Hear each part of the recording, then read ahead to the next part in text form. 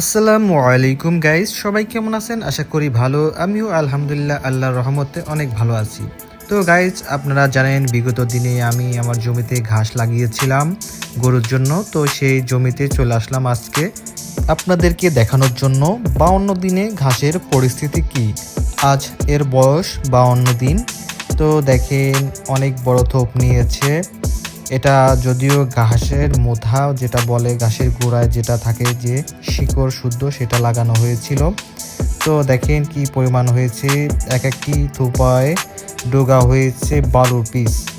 তো এখানে প্রত্যেকটায় 12 পিস, কোনোটায় বেশি আছে কোনোটায় কম আছে, তবে মিনিমামই প্রত্যেকটায় 12 পিস করে আছে। দেখেন ঘাসের পরিমাণ কত সুন্দর হয়েছে এবং কি পরিমাণ হয়েছে, আর উচ্চতা অনেক বড়। আমি যদি আপনাদের দেখাই, আমার থেকেও কত লম্বা হয়ে গিয়েছে। আমার উচ্চতা প্রায় 6 ফিট। তো দেখেন গাছ কত উঁচা হয়ে গেছে। আমি হাত উপরে উঠাচ্ছি, তারপরও দেখেন এই পাশেরগুলাও দেখেন আমার সমান, কিছু আমার থেকে অনেক লম্বা আছে পিছনে। আর আমি কিছু ঘাস কেটে খাওয়ানো শুরু করেছি বেশ কিছুদিন আগ থেকেই। এই পাশে দেখেন সবগুলা ছোট ছোট হয়ে গেছে, কারণ এইগুলা আবার নতুন হচ্ছে। তো এইগুলা আবার হবে, ওই পাশে সবগুলা কাটতে কাটতে এগুলা আবার বড় হয়ে যাবে।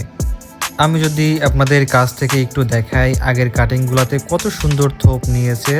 দেখেন এখান থেকে এখন আমি আশা করছি 15 থেকে 20 ডোগা হবে, বা তার থেকে বেশিও হতে পারে, যেটা আমরা 2 থোপ কাটলেই একটি গরুর জন্য যথেষ্ট হয়ে যাবে। তো প্রথমবারে আল্লাহ দিলে অনেক ভালো ফলন এসেছে আমার এই ঘাসে। দেখেন কত সুন্দর, আসলেই গরু এইগুলা খুব ভালো খায় এবং ওদের খুব প্রিয় ঘাস।